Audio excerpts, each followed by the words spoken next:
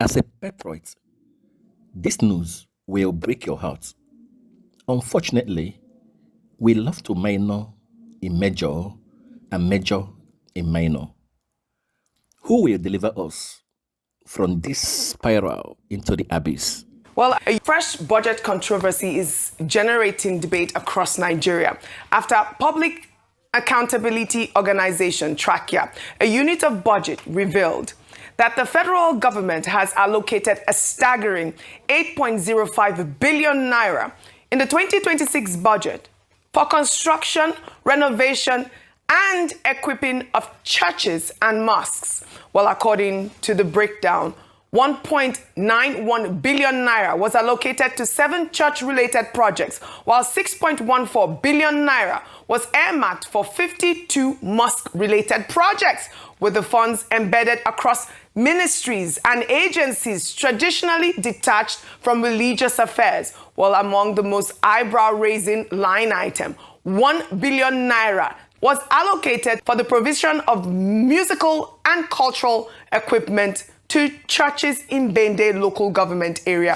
of Abia State under the Ministry of Labor. Can you imagine that? And 210 million naira was allocated to the Institute of Agricultural Research in Zaria. Ayo, this is an agricultural agency for a construction of a mosque. Agricultural agency. I mean, this is the kind of stories that we're seeing right now. It's oversight. It's called oversight. No, this is completely unacceptable.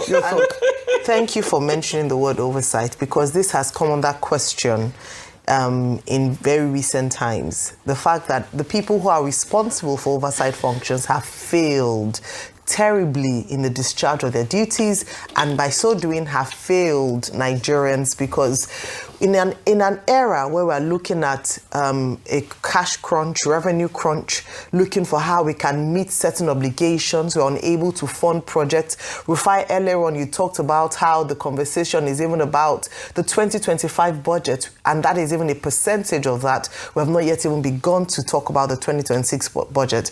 A country that is battling with number of out-of-school children, the largest in the world.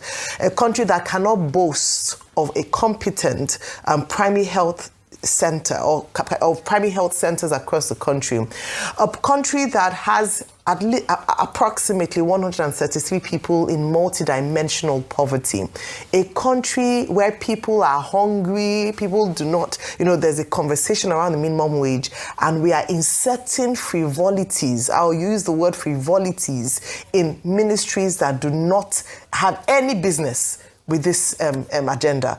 And so the first question is that when there was a budget defense, how did this pass over or was not scrutinized by the Senate Committee on Budget? Why was this allowed to fly, that the constitutional provisions that some of these agencies come under, it wasn't flagged? That's number one. Number two is that, OG, a lot of these things, I dare say, are for fraudulent activities.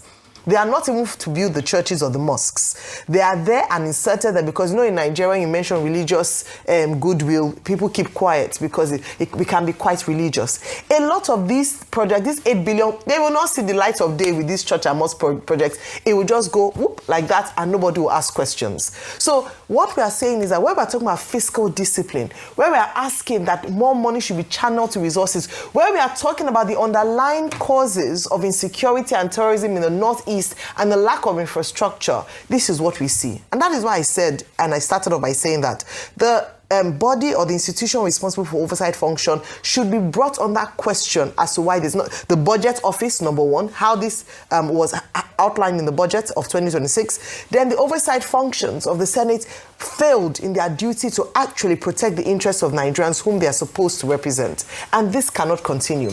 If we look at, Adesoa, one of our anchors, Adesoa Omosage, has done a lot of work in this area, even I has dissected some of the items in the budget. And it is quite sad to see this happening. Please, Nigeria is a secular state. I'm a Christian, and I'm very proud of that.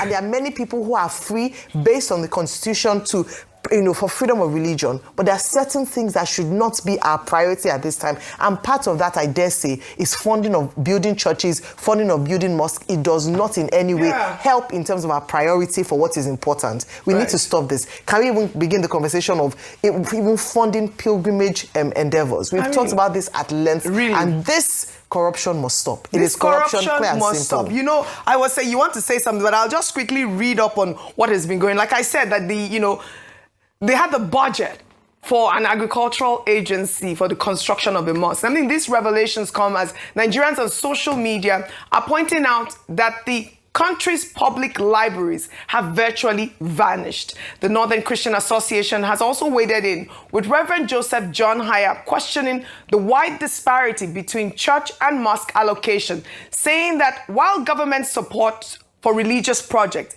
is not inherently wrong, the allocation pattern raises serious questions about fairness, equity, and constitutional principles of equal treatment. That's what you talked about. Dr. Abati, Rufai hasn't spoken, so let's just quickly have him speak quickly on this. You see, these days I now laugh at the country.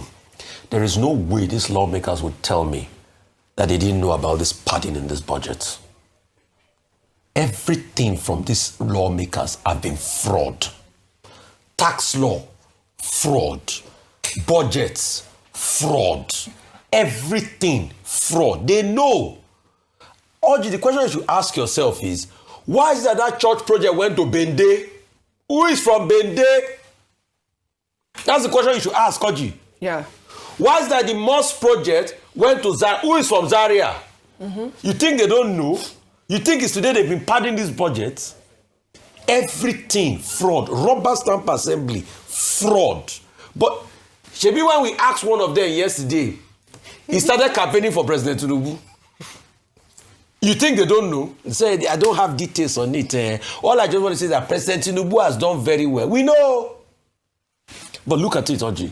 So it's a systemic pattern. Oji, the question we should ask is, the reporting is not even complete here, because what about the ones they hid that you will never see? Oji, Ministry of Livestock was seen building projects, church projects. Most of the parastatal were seen doing one constituency project or the other. Oji, till date, 8.8 trillion.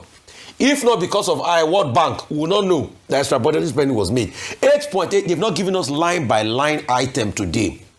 They will put these things in the budgets. The sad part, Oji, is that they are not even funding it. If they were funding it, we would say that the budget is moving. Yesterday, that's why I was talking about the Taiwo Yedeli or something.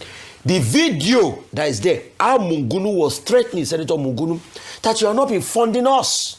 2025, not funded. Yeah. So they put this thing, they line it out, they take it out of our budget. This is the discrepancy that has been going on. There are many they have hidden there that you don't know. That's why I say the budget, fraud. Yeah. Anything that goes through them, fraud. What's it called? The tax law today, we don't even know the one to believe. Till today, the Senate said, we will look into the matter and investigation about the one they released and the one. Has the Senate giving you a report today? Has the House giving you a report today? So people representing the people. Oji, next year we'll talk about this issue again. You remember when we were talking about budget padding? Since the time of Jubrin, we were talking about budget padding. How many years is that? That's close to 5-10 years. And they'll be padding it. They will pad it. They will pad it again next year. They are already padding the one for next year. Oji, you didn't even talk about the World Cup. World Cup. They add World Cup that we didn't go into the budgets. When I cry for this country, people say, well, I have a lot of tears in my eye. World Cup that we didn't go to the added to the budget. And then our friends Adeyemi. Dr. Abati. Okay, I was going to refer to a book. The book is titled When Government Breaks the Law, which is a book on the question of the rule of law and the Bush administration, Bush Senior, that is. Now, one of the primary responsibilities of government, and that's why people take oath of office, swearing in and all that, is to protect the rule of law. When the government itself that is supposed to uphold the rule of law breaks the law, then a tragedy has befallen the people. This is it. This is where we have found ourselves in Nigeria. Section 10 is a relevant section. It says in the 1999 Constitution that there should be no state religion adopted in the federation or any state or any part thereof.